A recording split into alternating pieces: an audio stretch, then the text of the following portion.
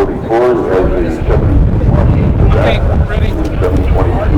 to the 2012 Monterey Historics. My name is Maximilian Macdonald, and I'm Adam Carolla. You just got out of the car, enjoying an incredible time driving your car. Thank you. I'm sure it's a treat. Now, a little going backwards in your history, was there someone or some car that sort of set your heart on fire and said, you know, I really want to go beyond just driving a car, I want to race a car? I always loved, it's funny, I like race cars from the aesthetic standpoint first. Like, I love the way a GT40 looked with the Golf livery and the, GTO Ferrari and the P512 or whatever the Ferrari was with the periscope up top and everything. And I like the aesthetics of them. And then I just remember thinking, wow, I love the way these things look and the way they sound, and they're so visceral and it's so tactile and everything. And then so I started buying them just because I thought they were cool, like paintings or stamps or vases or something. But I didn't use them. And then somebody said, well, you got the car, you gotta go race. And then next thing you know, here we are. Was there, as a kid, that you had one person you thought that, man, that's a race driver? That's imagining yourself being that person. I was so far away from it growing up. I grew up pretty poor, and I just grew up in the San Fernando Valley in Los Angeles. And my dad wasn't into cars. We didn't have any tools. We lived in apartments. We didn't have a garage. So I was so far away from it.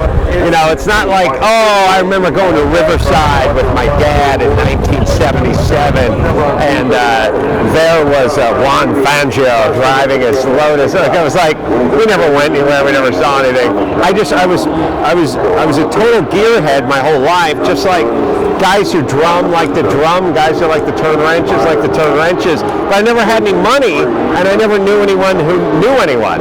So I was kind of screwed. Well, with that, was there what was the first car that you got that really you were proud of and that you made a statement, you know what, I earned that and I really enjoy it? Most first cars you enjoy, but you realize they're not the finest of cars, you've limited budget and so forth. Sure. I have to drive pickup trucks everywhere because I was a carpenter. So even though I wanted a cool car, I was driving a mini Nissan, bench seat, vinyl, no headrest, no air, the whole 9 yards. And first cool car I got was a 240Z, and then I got a Roadster, 2-liter Roadster at some point, and I drove a 2-liter Roadster last year at this race, BRE Roadster, and this year I'll drive the BRE 510. Now with that, obviously you enjoy some of the classics, you enjoy the Datsun products. Is there a weird car that just doesn't fit your profile that you're like, I like it? No one would expect me to like it. Like a Porsche or something. Yeah. All right. Well, a couple of things. Volkswagen. No, but I like the BMW M Coupe, the Groovy Ghoulie, the flying shoe. Not the M3. Correct. But the coupe, like the weird hatchbacky thing. Yes. I like that car as a weirdo car that no one else likes but me. But that thing handled great. It was like the quickest BMW in production for a while back in the day. And I like that car. Over here on the track, I love the crazy BMW 3.0 Batmobiles with the massive flares, just a mass. I passed one or two of them on the track. This guy was I didn't want to touch him because it's like there's like a museum piece in front of me, but I was like inches away in my $46,000 Datsun, and he's got his $500,000 BMW. That said, is there a reason you chose the Datsuns besides the fact that you own them before? Is it because it's a more approachable? The car doesn't possess you. If you had a $50 million car, I'm sure you wouldn't drive it 9/10, and you look at it like it's like taking the Mona Lisa and putting it on the lawn for a party. You're not going to do that. Yeah. So the reason you chose the Datsuns to race is that they're a touchstone for you, but also is it you don't feel dirty if something happens. Something does happen on occasion. And you go out and you try to break them, try as it might, and sometimes it happens. And the sad thing about me is I do look at that 510 BRE Pete Rock car as a work of art. You know, like I really look at that car as a work of art. Everyone else looks at it as a 510. You know, I look at it as a work of art. So I do have that feeling, but I still want to drive the crap out of it. And yes, I like the idea that stuff breaks and you can fix it and it doesn't take 12 cylinders and an English wheel to get it back into shape. In your wildest dreams as a kid, living in San Fernando Valley, living in an apartment, driving a car here today, was that even in your remotest dreams?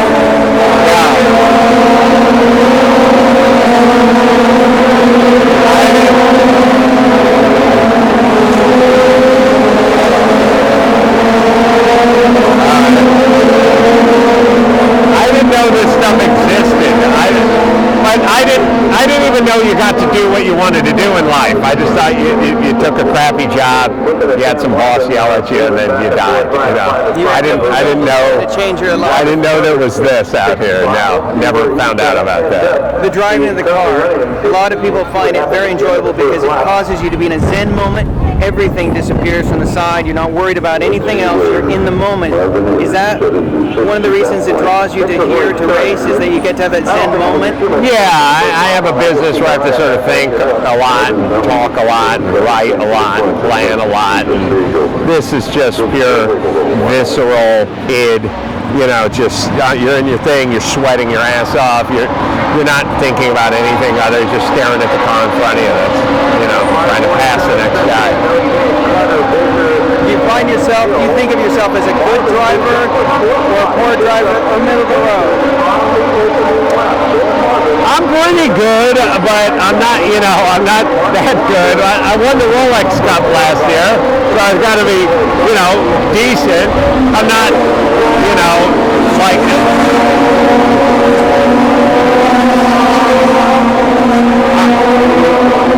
I'm nowhere near as good as a lot of these guys, and then better than some of them. But I'm a pretty good driver, yeah. I'll take it. Not a great driver, but pretty good. Yes, my claims to fame last year is I won the Rolex Cup here, and then I won the Long Beach Celebrity Grand Prix, whatever. So not great, but good enough, But yet you still aspire to improve yourself. It'd be nice. And with that, do you have a point that you want to, a lot of people hit a point they want the next car, or the next car, the next car. They feel they've matched their threshold of their skill with the car and they need to go to the next level. You already have your eye on something else. Or this is enjoyable, this is at this level, this is where you want to keep it. Yeah, right now I'd like to just do this better. That's it. I got a BMW Batmobile 3.0 that I'd like to get out here and vlog next year, and that'd probably be the next step for me. And of your collection of cars, what car have you have that you covet, not based upon price, but it just stirs your emotion each time you look at it? I like my 2000 Roadster, my BRE 2000 Frank Moniz drove it.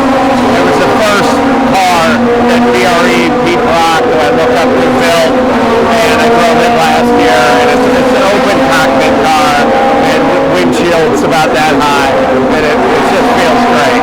Yeah.